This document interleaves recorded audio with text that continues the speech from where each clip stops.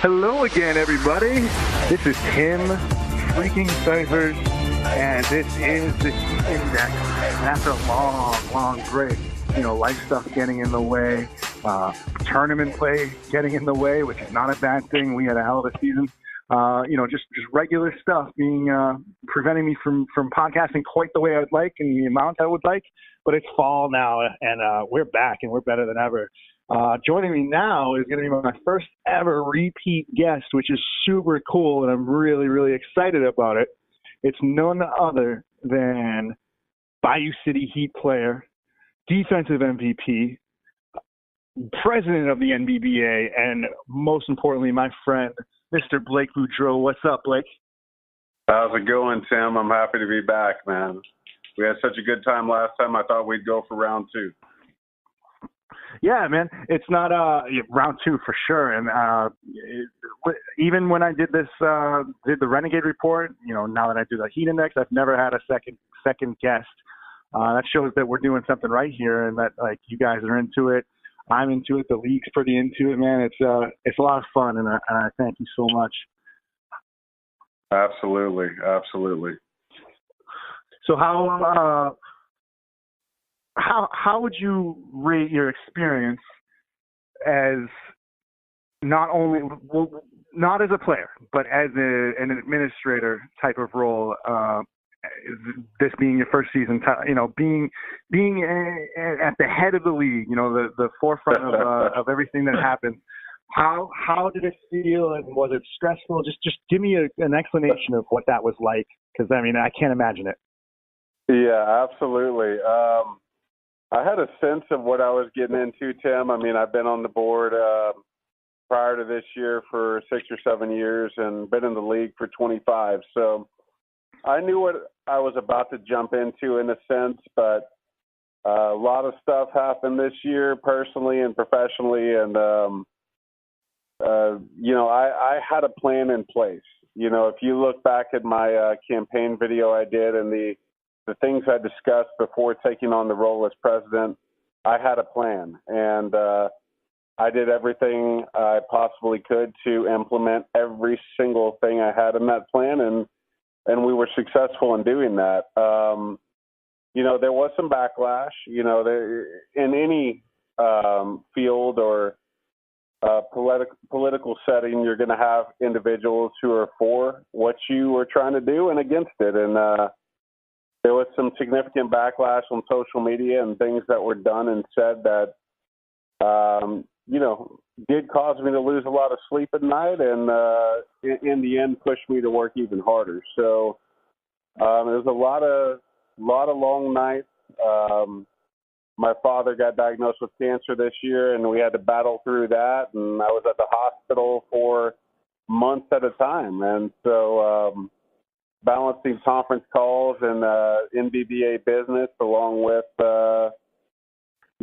being there for my family was definitely difficult, but we got it done. My father's doing better. The league is headed on a path, I think, better off than we have been in a very long time. I would agree, first and foremost. And secondly, thank you for all of your hard work. And I hope your dad is, I know he's a fighter just from what I've heard. And that's, that's first and foremost, man. And that's what kind of stinks about being in your position and having to deal with backlash. It's we have to balance, we want this to be fun, but a large portion of the league also want to take it to the next level. And for those who don't, to take it to a low point is not cool. But that's their prerogative. And what would you say to Eau Claire? Let's get that out of the way, because they were super. From the metropolis, to the Volunteers, man. Just speak on the Eau Claire experience, as that being your first World Series as president of the league. Well, from day one, and just to give a little background, Eau Claire was selected to host the 2018 World Series. However, the particular year where they did win the bid, they were our only bid to host the 2018 World Series, which hasn't happened in my time with the board of directors, and I don't believe it's happened in my time with the league. So that particular year when Eau Claire won the bid to host the 2018 World Series, they were our only singular bid. So we had no other options. That being said, we went into Eau Claire not really knowing what to think, not really knowing what to expect. When we went for the spring board meeting and had our first experience with the Metropolis Resort, which was our host hotel, I was blown away, not only by the facility itself, but by the staff. It's a family-owned resort, and they treated us like we were first-class dignitaries, and they did it throughout the entirety of the World Series. That facility is basically like an amusement park. It has a water park, trampoline park, arcade, all kinds of stuff. So it was a beautiful setting for not only our young people in the league, but just families in general. So I thought that added to the experience of the World Series and set us off to a good start. There was some turnover with the individuals hosting the World Series from Eau Claire, and the new staff picked up and ran with it. So our tournament committee did an excellent job with meeting with the individuals from Eau Claire on a weekly basis to make sure that we were prepared for the 2018 World Series. And there were a few hiccups, but in the end, I think it went off extremely well. The World Series was very competitive. Everybody seemed to have a really good time, and the banquet went off with few issues. So it was definitely an improvement, I thought, from our experience in 2017.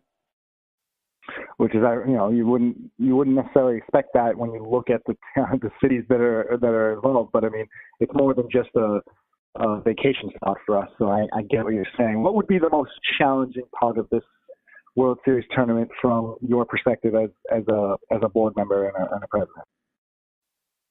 Just the newness of it. The individuals in Eau Claire who were working with us on the tournament, they were new in their positions and roles. The city itself did not have a facility that could host us all in terms of the fields at one particular location. So we were spread out. And, right. That was complicated. The logistics of that to get volunteers, equipment, everything in place at multiple locations was tough. But like I said, in the end, I think everybody came together and we pulled it off. It was just something different than what we've experienced in the past because we're usually in one location and everybody's there in case something arises. But there were many occasions where something happened at the main complex, and I was notified via walkie-talkie or phone, and we had to deal with it from afar. So it was definitely a team effort this year, for sure. So does it leave you with confidence that you can, in fact, as a board, work together, get this stuff done, and have a smooth experience? I mean, I know that we get a lot of large personalities in our league, so I'm sure that spreads from top to bottom. Are you confident in the ability moving forward to just get things done together? Absolutely. We after the experience we had in 2017, and this is no personal attack or knock to anybody, but we had a lot of hiccups when we were in West Palm Beach, Florida, that I, as president, newly elected president, promised that we would not have again. And I made sure that not only our tournament committee, but everybody was involved to make sure that this went off with very few issues. We actually put an individual in place just to deal with our banquet, which we had never had before. But Missy Lykowski was put in that role with our tournament committee to simply work with the individuals putting on the banquet and make sure that went off without a hitch because of the issues that we did have in 2017. So we were very strategic in putting people in place to make sure that all bases were covered. For the first time in history, we met with the host city pretty much on a weekly basis. Jan Trapphagen and the tournament committee did that and crossed the T's and dotted the I's and make sure we were ready to go. So with that being said, our experience this year and also the newly elected board members I am extremely confident in our future, not only this year, but in years to come.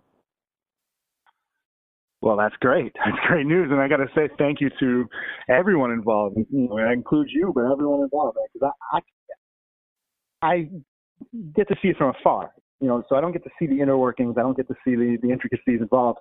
But I know that you worked real hard. And I know you were balancing personal life stuff with beat ball stuff.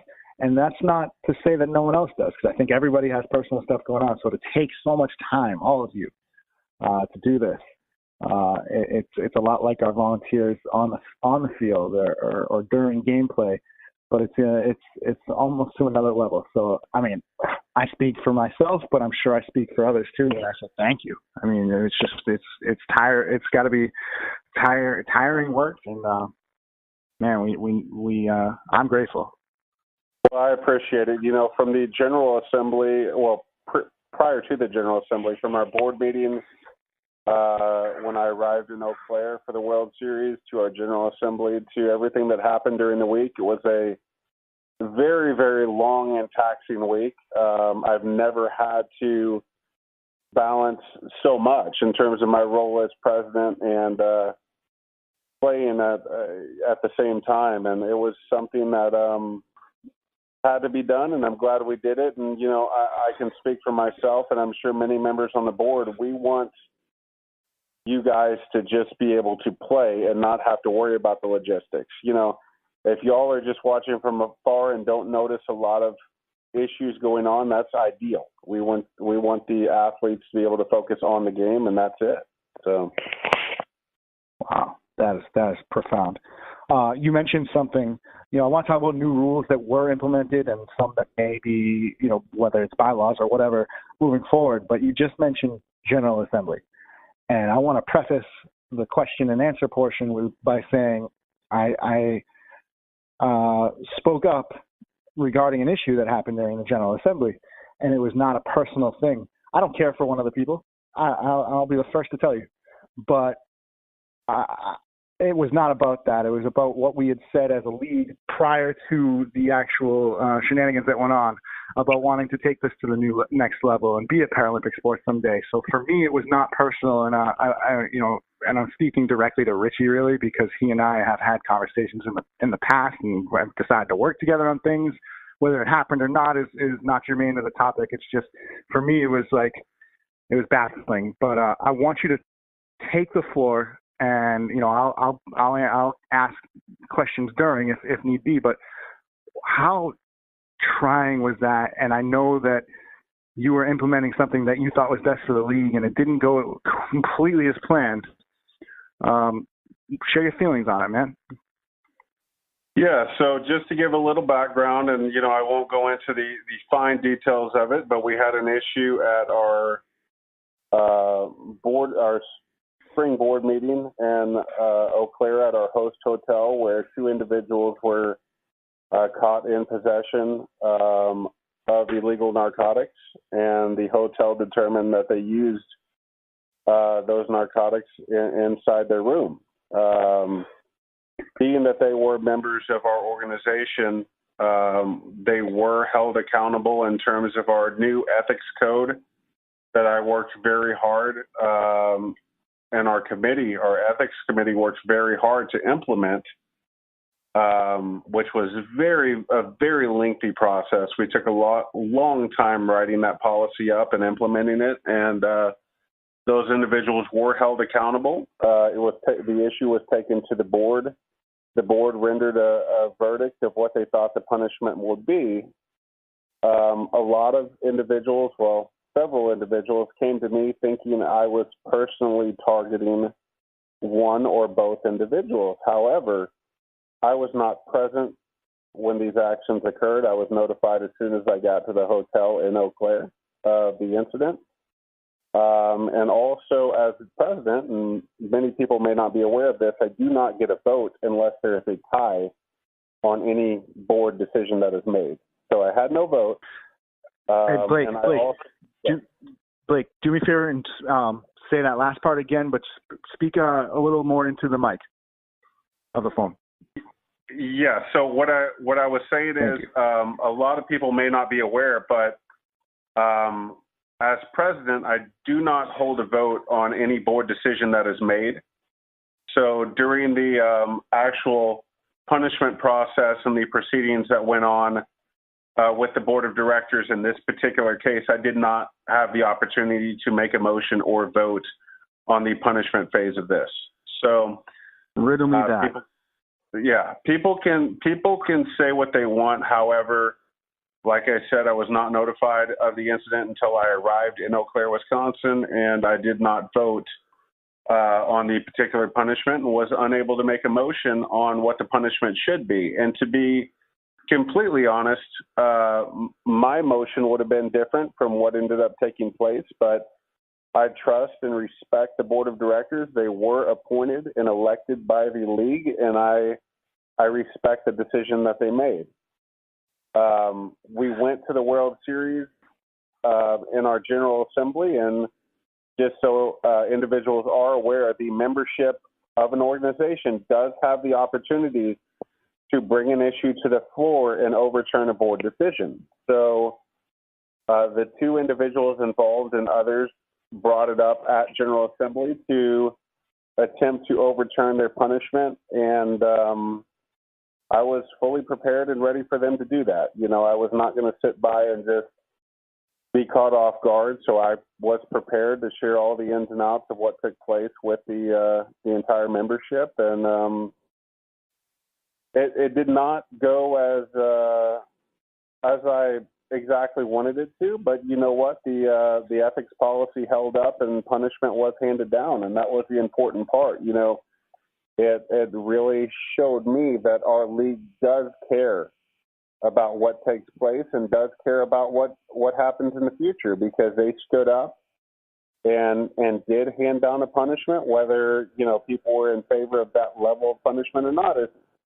You know, it doesn't matter. The league spoke up and they stood behind it. So I was extremely happy with the support that the members of our organization did provide in terms of really kind of solidifying what we had done as an ethics committee and the board.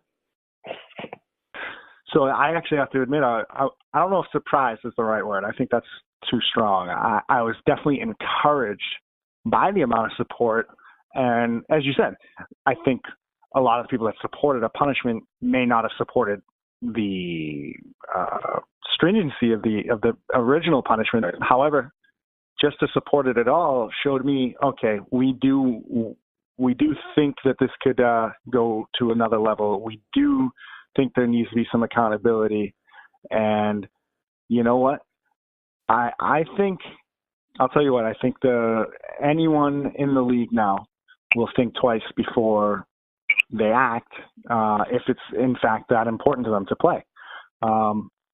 So I think it happened the way it was supposed to happen, in the sense of what's done is done, and we move on, and you know, nothing's perfect, and we can all learn from it as a league, and that's my point. Well, and that's the key. Go ahead. You know, that's the key, Tim.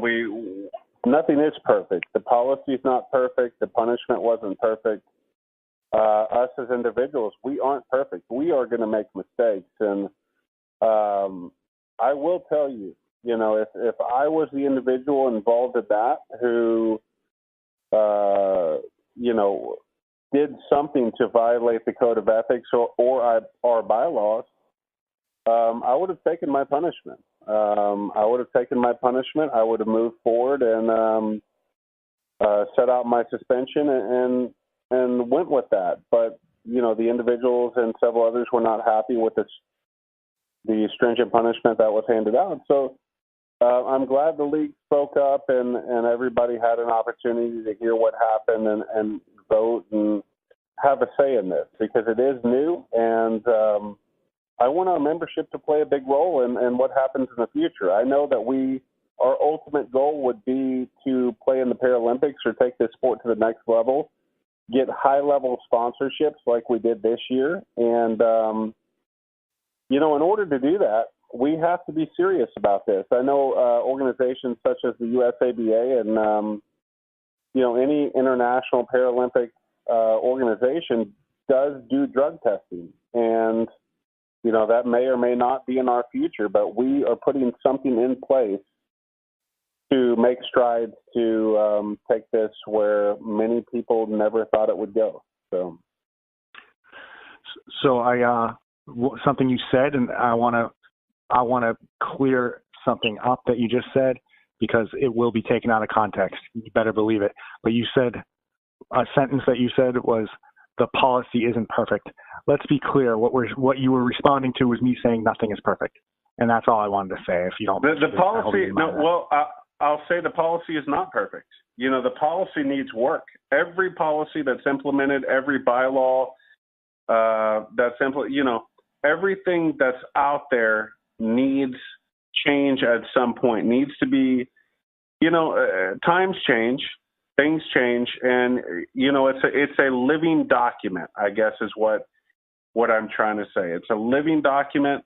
There's going to be changes made to it.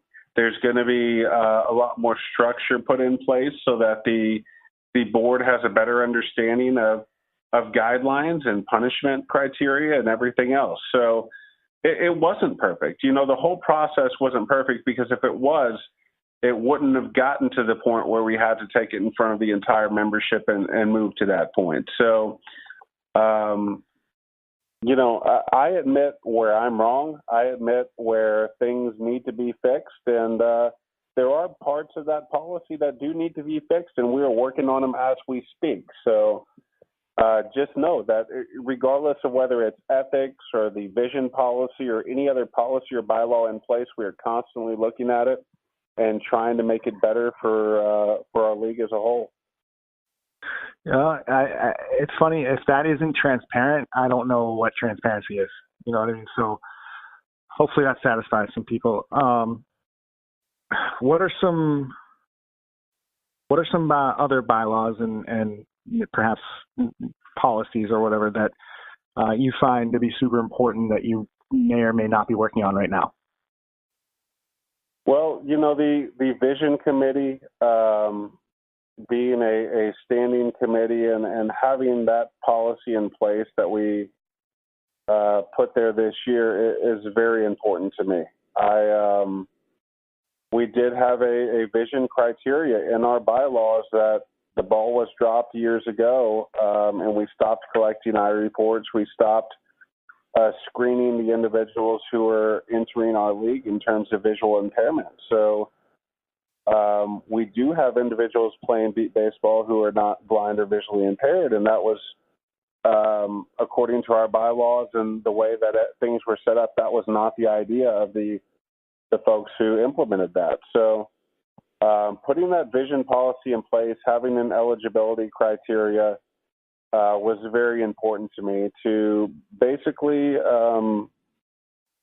make sure that the individuals coming and playing our sport are visually impaired or legally blind. So that being said, we did adopt a grandfather clause. So those individuals who are already playing in the NBBA who may not meet those visual criteria are still going to be able to play, which was important to me. If you look back at when I was running my campaign, I said as such in my video.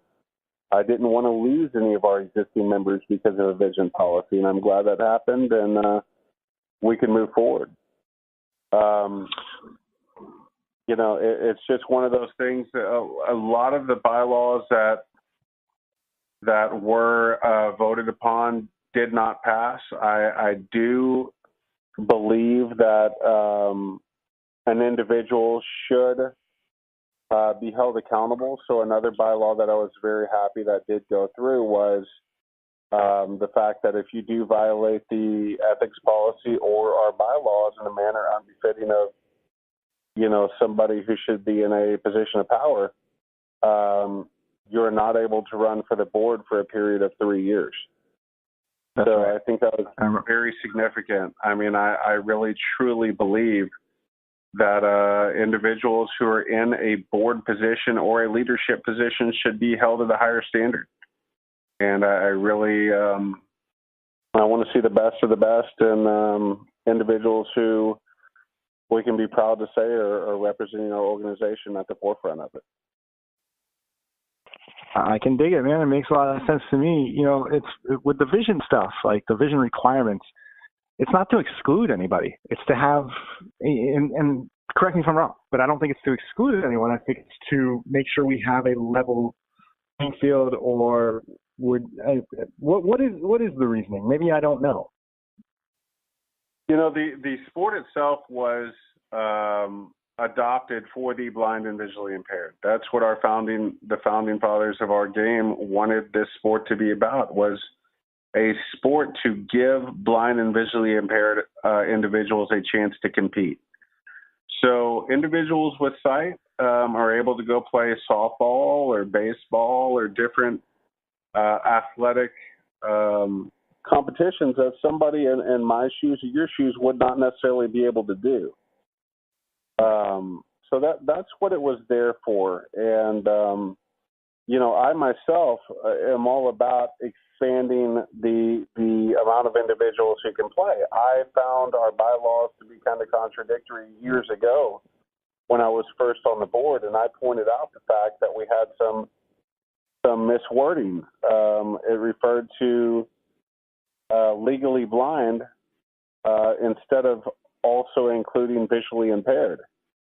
So, and for a lot of people, they don't know the difference. But for me, as a professional in the rehabilitation sector, I knew the difference, and I made sure that at that point that we included visual impairment in our bylaws, because visually impaired is a higher level of vision than legally blind, of course, and that would allow a lot more individuals to be able to play. So I'm all for having individuals play our sport, as many as possible. I just truly believe that we have something special that was designed as an adaptive sport for the blind and visually impaired, and I think it should remain as such.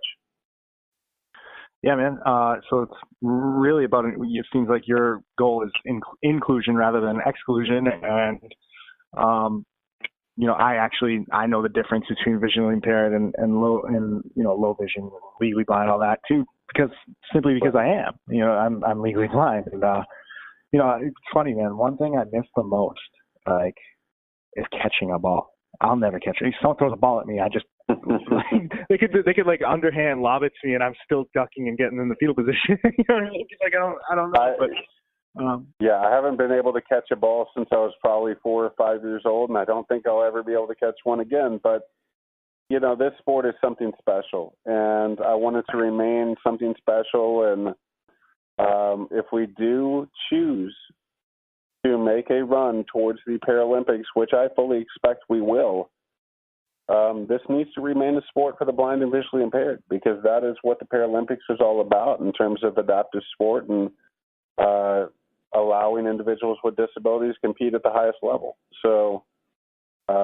we want to include as many people as possible, and I'm working on committees and projects to get more youth involved and get more individuals competing in our league. So I'm definitely about inclusion and getting people in the NBVA.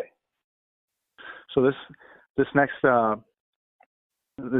block here will mesh from a little bit of the formalities to on-field stuff, and then we'll get to just strictly on-field perhaps. But you speak of the vision stuff. Now, you and I can't speak for you, but I'm just going off what I know. Like, you and I have functional vision. And I think what a lot of people don't realize in the regular world, or you know what I mean, that's not the right way to put it, but in everyday society, you hear blind and you think cane, glasses, can't see at all. When in fact, I don't know the statistic, but I think it's like somewhere between like 3 and 7% of people who are legally blind are actually totals. Now, what I'm trying to drive at is, you won a little award this year. And by little, I mean huge, man. I was so pumped and thrilled to be on your team when this happened, and be your friend and kind of share it with you. But man, it's all yours, and hats off to you. You won the defensive MVP. So I want to, of course, get your feelings on winning that. But I also want to talk about, like, man, we got big personalities, man. We got competitive personalities. And there's been some noise, perhaps, some chirping, perhaps, whatever you want to call it, that maybe it wasn't on the level. I'm your teammate, man. I know it was on the level. Let's get your thoughts on that though.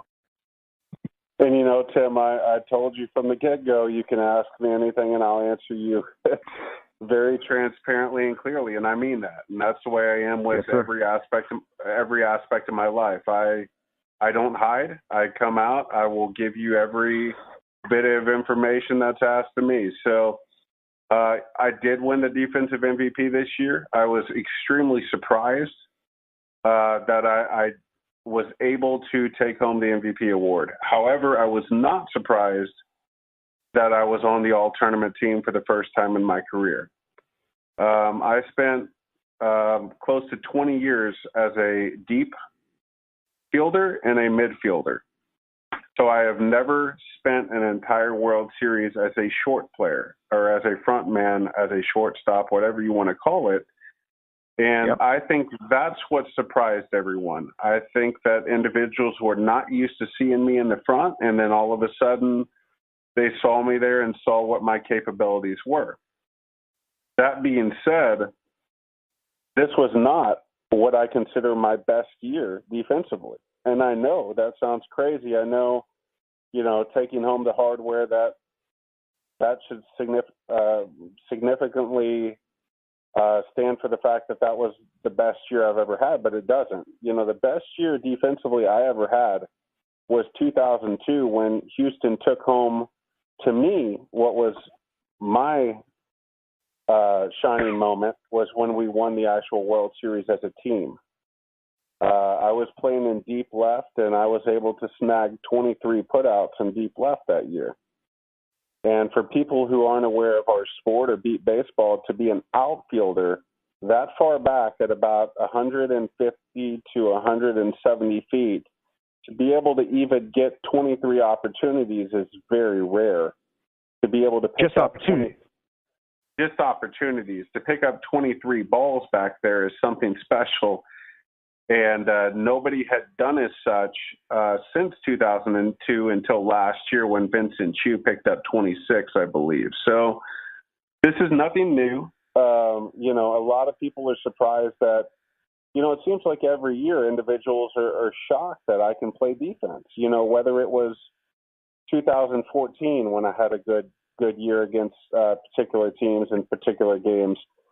I keep hearing, wow, you played great defense this year. Where did you learn how to play defense? Well, if you look back, when I've been healthy, and that's been another issue, when I haven't torn my hamstring or pulled something or done something to affect my ability to play, I have been a good defensive player in the midfield or in the back. And, to be completely honest, playing in the midfield area or the back is a lot more difficult, in my personal opinion, than playing up front. Having to cover such a wide area in the back with such hard hits and having one singular opportunity to make that put out is extremely difficult. So having all of that experience and moving up front to a position where I can run to a ball that is already stopped was a lot easier for me to do than in the past with my other positions. Also, I have played up front and at shortstop several times. In 2014 against Boston, I had a very good game up front, and that was a very close game, probably the closest and most exciting beat baseball game I've ever been a part of. And also in 2016 against San Antonio and Colorado, when I played up front for 2 games, I believe I had 21 putouts in 2 games. So it's not anything new in the sense that I've never done it before, but nobody's ever seen me up there on that podium receiving an award, so it's kind of a shock. Hey, everybody. We had a little bit of technical difficulties. I'm using phone. Cell phone service can be, tricky. So Blake's going to pick up right where he left off, and hopefully it's seamless. And Blake, thanks for being patient. No problem, Tim. So just to touch on the vision component of the question you asked, about both of us possessing functional vision. Many people may not be aware, but the majority of my career playing beat baseball, I did not have functional vision. So prior to 2009, I had significantly less vision. It was measured at light perception only, which meant I saw light and shadows and very little else. So, like I said, in 2002, I felt I had my best defensive year, and that was when I wasn't able to see past the tip of my nose. In 2009, I did have surgery, and miraculously, I did receive some vision back. So now I am able to see around 2,800 in my right eye. So if people aren't aware of visual acuities, it's not great. I'm able to walk around on some occasions without a cane. I pick and choose when I need to use it. I'm not able to read regular print by any means or anything of that nature. So it's functional for me. Going from not seeing anything to 2,800 is a blessing, and I'm glad to have it. I do not have any vision in my left eye whatsoever. I have a prosthesis, and I do have peripheral vision loss on the inside of my right eye, so near my nose. I cannot see out of that area, or the bottom or the far right side of my right eye. So I have peripheral vision loss pretty much all around. But, it is a blessing, and I am glad that I was able to obtain some vision. However, it has not affected my ability to play beat baseball. I have improved over the years, and that's because I've been playing for 25 years. The time and practice and things that I have put in to become a good defensive player has remained as such, and I've worked extremely hard and put in a lot of time and effort to be able to track the ball the way I do.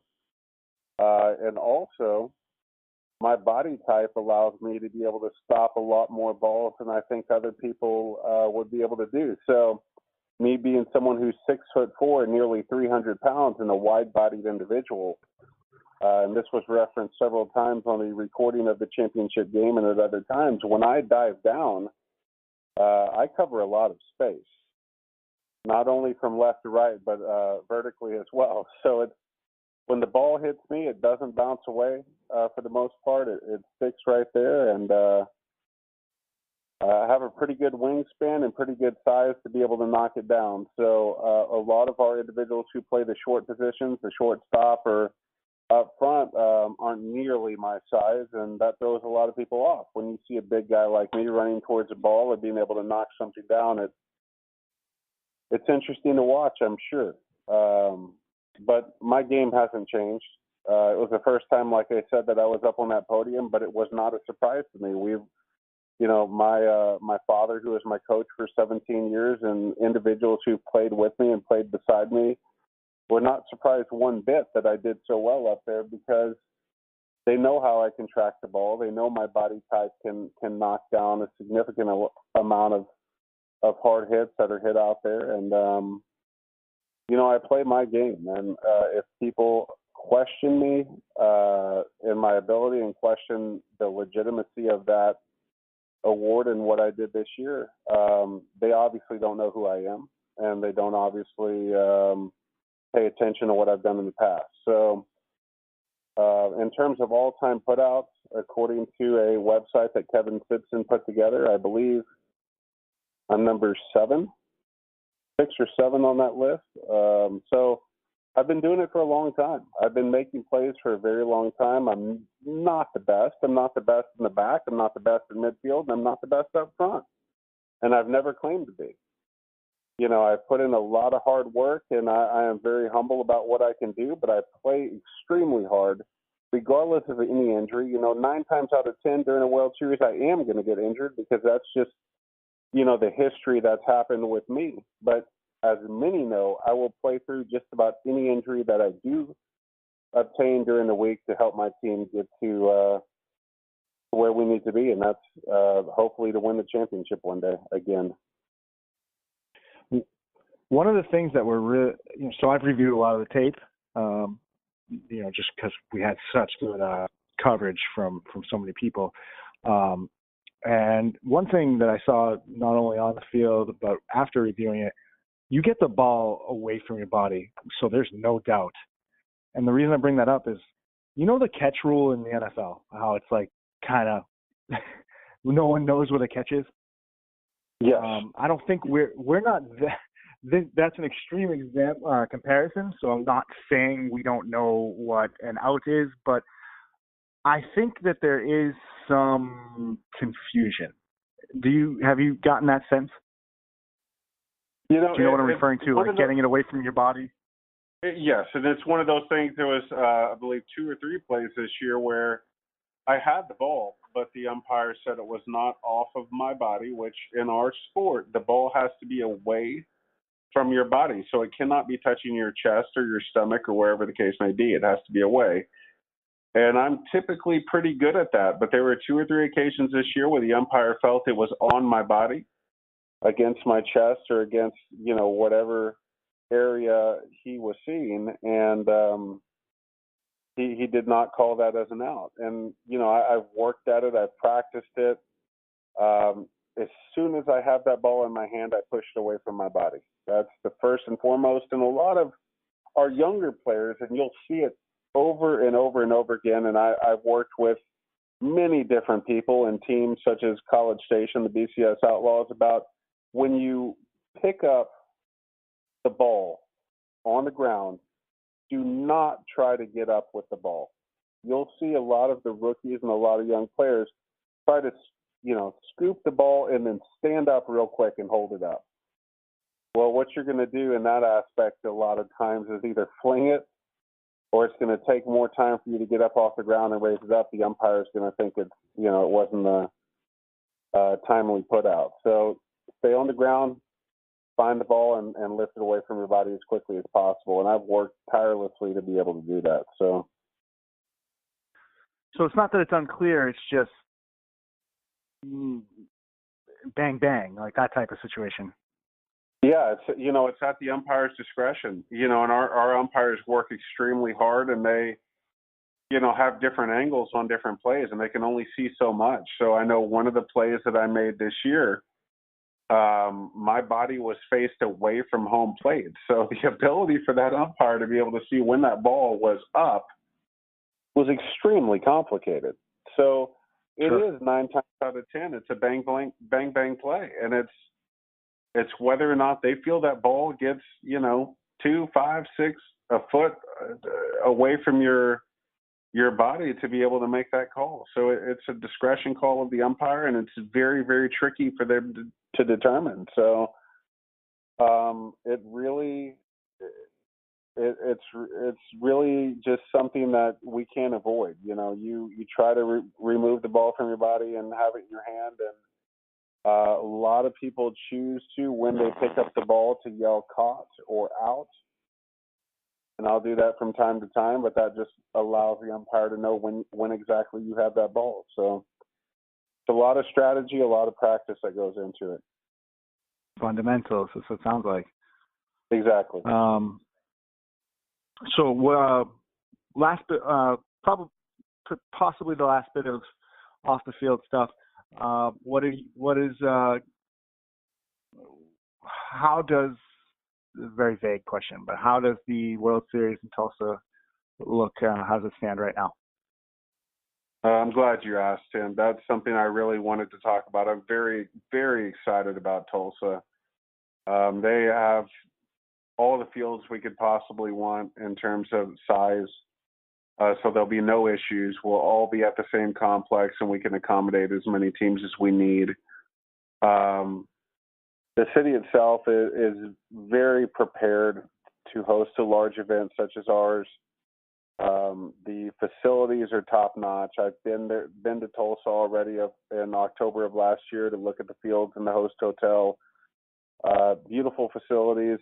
The city itself is excited about beat baseball. The actual host of our World Series, the staff involved have actually put on the blindfold and tried to hit the ball and experience our sport. So they're really getting into it. They plan on doing a lot of publicity and getting the entire city of Tulsa involved. Another big thing I'm excited about is we're going to try to bring some things into the World Series that we've done in the past, and also some new ventures that I think will make our World Series a lot more enjoyable for our members and others involved. Our General Assembly this year, where we do our voting and elections and we go over reports and things that are not necessarily exciting to our membership, and it can sometimes last 2 to 3 hours, which is something I don't want to see from this point forward. I don't want to see people falling asleep in their chairs or leaving because they're not interested in what's going on. So we're going to shorten General Assembly significantly. So it's not going to be nearly as long as what we've experienced in the past. The reports that our leadership gives are going to be very short in comparison to what we had this year and in past years.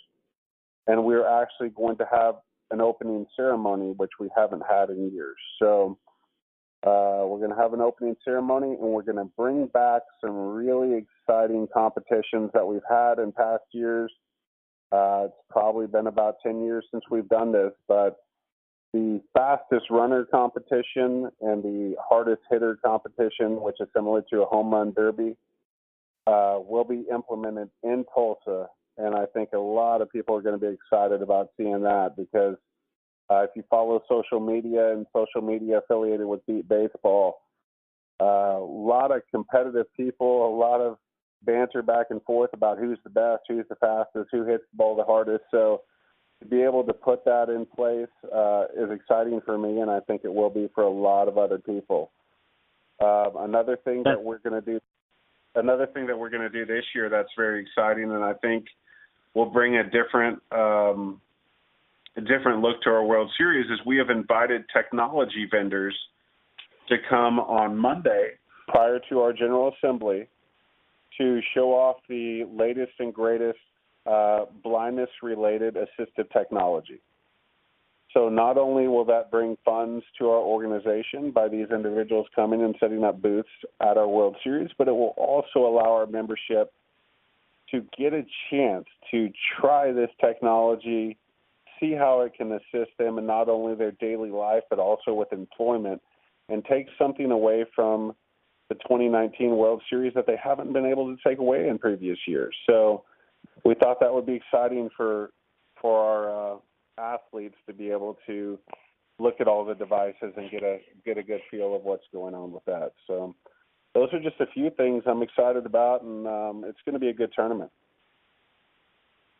That's awesome. I can't wait. It's going to be hot, though. Being from Houston, Tim, we're used to it, but you Bostonians, y'all are not going to enjoy the heat and humidity, I'm sure, but you're going to have fun regardless. Oh, for sure, no question.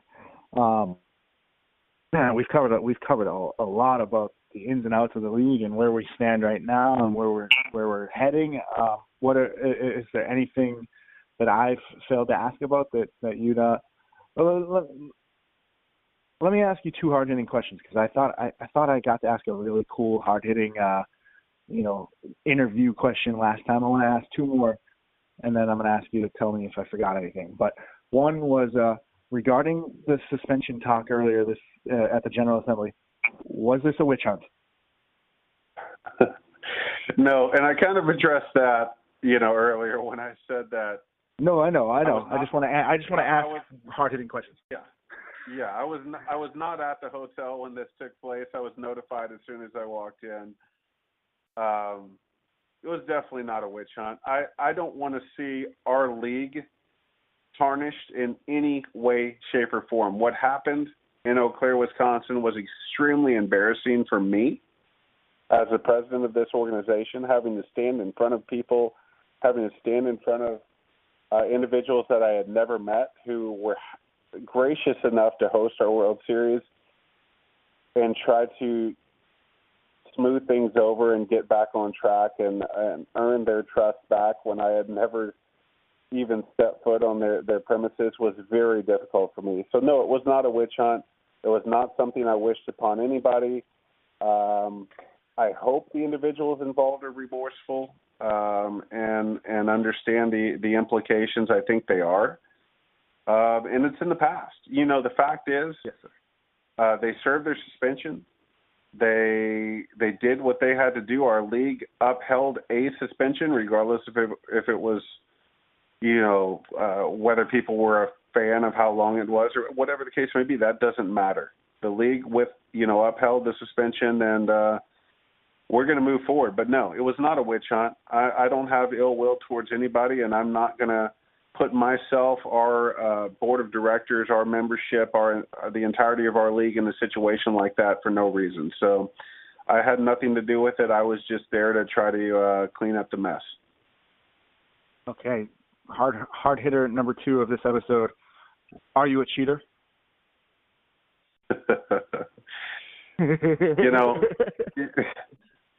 That is so funny to me, that people would even assume that. So all I can say is that I've proven time and time again what I can do, and I'll continue to prove it. So we put in a patching policy in place, and the funny part is, Tim, if I was a cheater, I don't think I would be at the forefront of putting together a cheating policy, which I was on the initial committee to do that. So if I was against it, I would not have put together that policy because it would have affected – if I was a cheater, I would not have put together that policy because it would have affected me. Also, I've been working with Kevin Simpson to put together a blindfold that I believe is cheat-proof. It's an awesome device. He's trying to get it perfected, and hopefully we'll have that in place. And I'm also going to, with the assistance of another individual who is very passionate about this topic, work to implement a bylaw to assist us in cracking down on cheating in the World Series and also in the championship game. So, no, I'm not a cheater, Tim. And again, I'll prove it time and time again, regardless of the situation. I've been playing beat baseball for 25 years. I've practiced nonstop for 25 years. I've gotten significantly better defensively as years go by, and I'm going to hopefully get even better next year. So people can make the accusations they want, but like I said, you don't know me if you're making those accusations. So in regards to these 2 questions and the one that I'm referring to from last year or earlier this year, I knew the answers. I'm just playing Geraldo right now. That's all.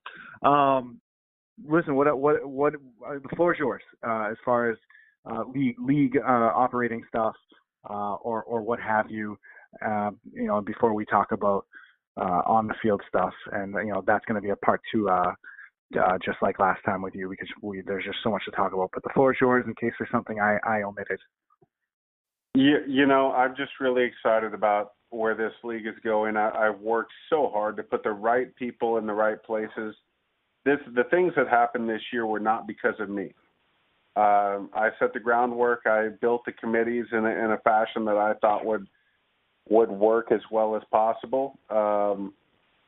And we achieved everything I wanted to achieve and more this year. I said I wanted a new website. We got a new website thanks to the hard work of many individuals, Stephen Garrett, Justin Romack, Janet Leonard, and many others.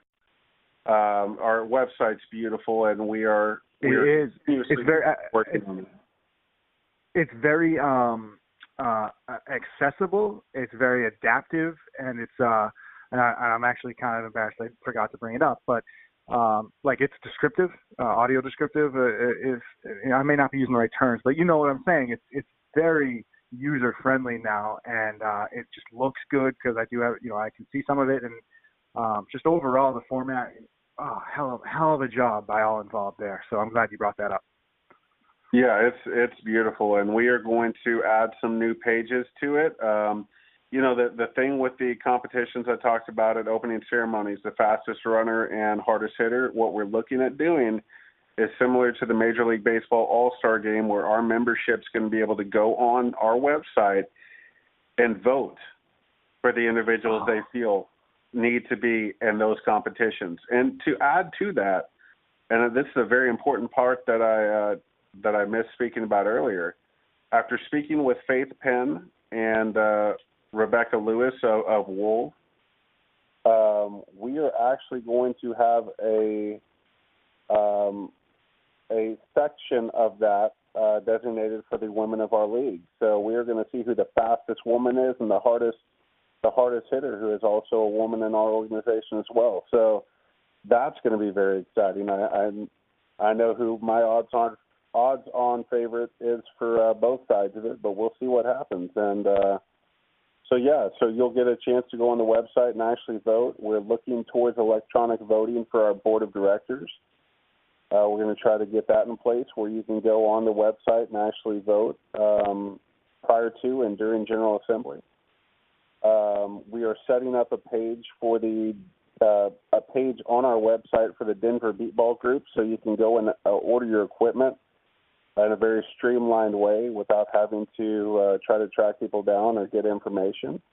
And we're also setting up a page for the USABA in order for our membership to get involved with them and participate in other adaptive sports associated with the blind and visually impaired. So a lot of stuff going on with the website.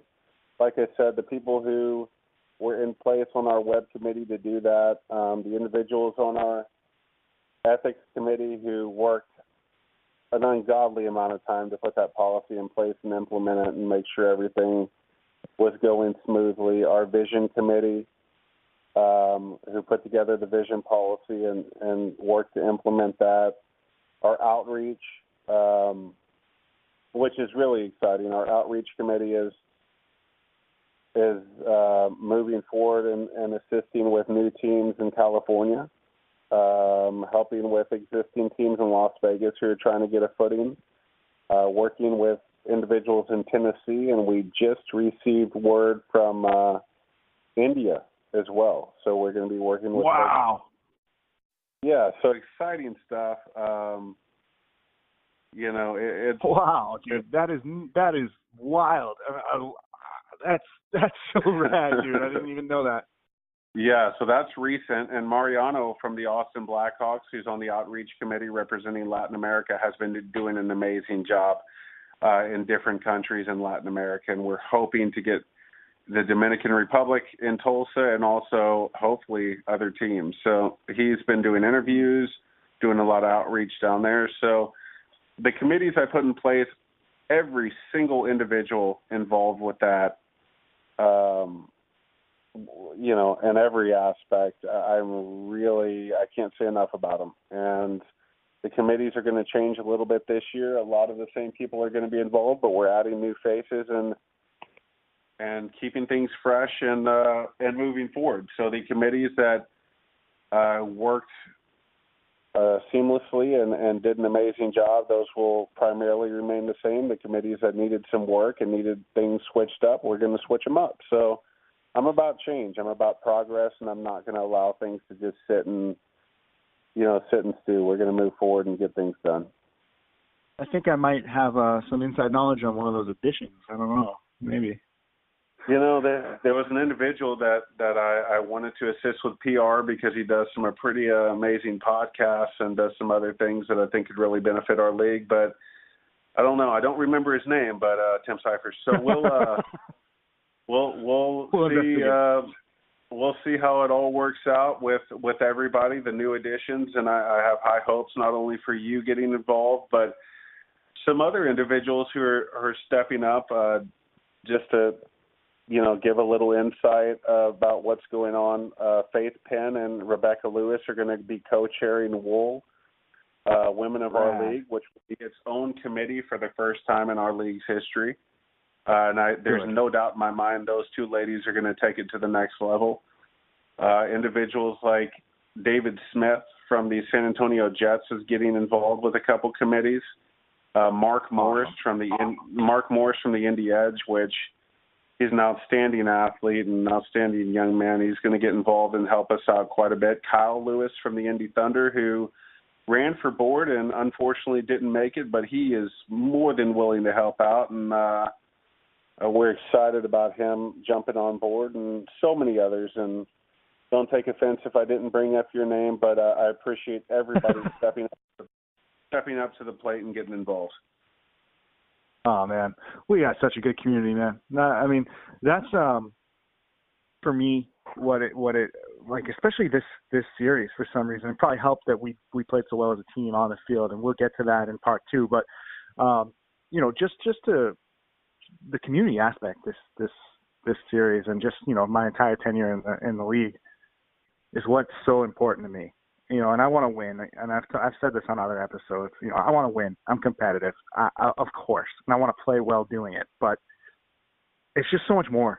It's just so much more than that to me and to so many others. And oh man, it's such a blast to be a part of.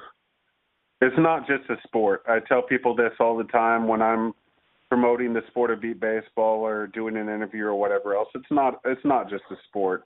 This isn't beer league softball where you go out for recreation, have a good time, spend time with friends. This is something that changes people's lives.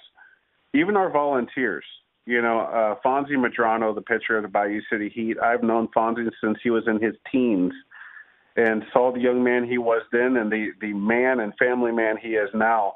Beat baseball changed his life and turned him into an individual who is extremely highly educated, an amazing father and husband, and just an incredible person. And I will say this without a shadow of a doubt. If Fonzie had not found beat baseball, he would not be the person he is today.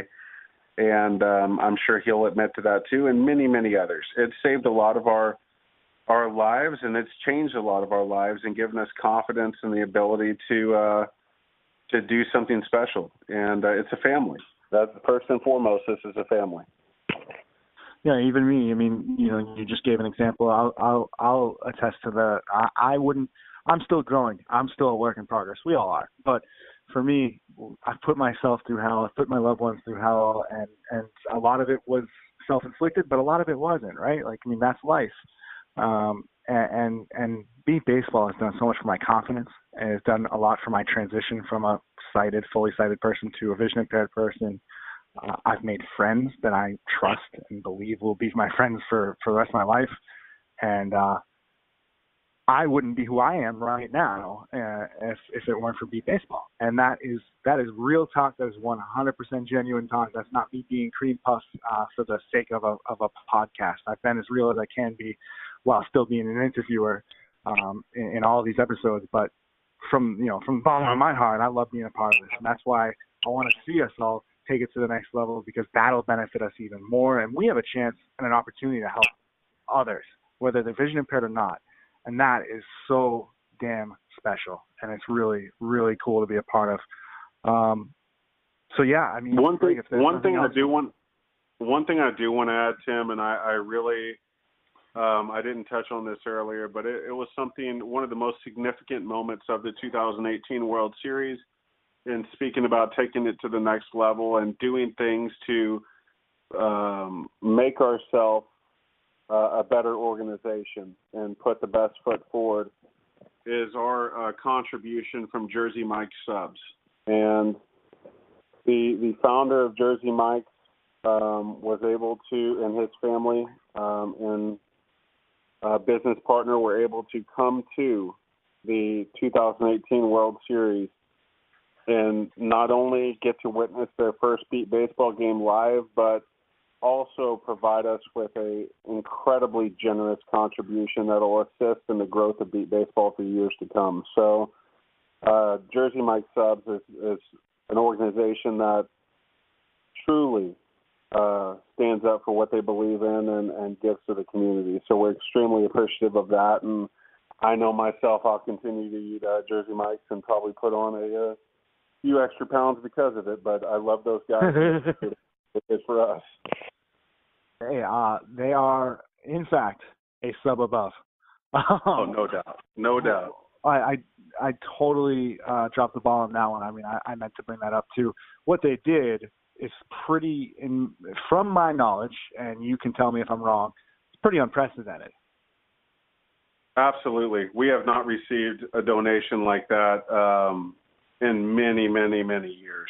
So it's something where I don't remember in my time in the league any corporation donating an amount such as that to our league and and standing behind us and showing their support. And to be honest, I think that's the beginning of our relationship and partnership with Jersey Mike's. And I don't think it's a financial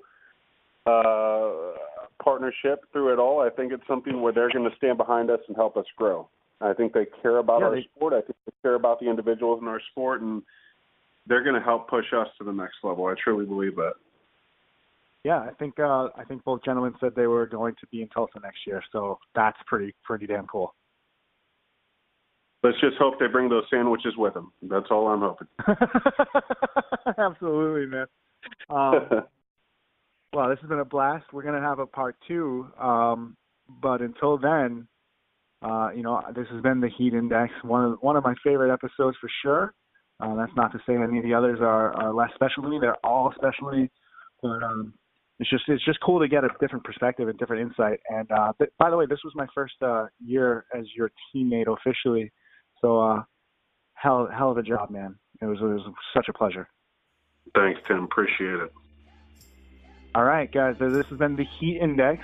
I am Timothy Cyrus. This is Blake Boudreaux, and we are out of here. Part 2. Bye.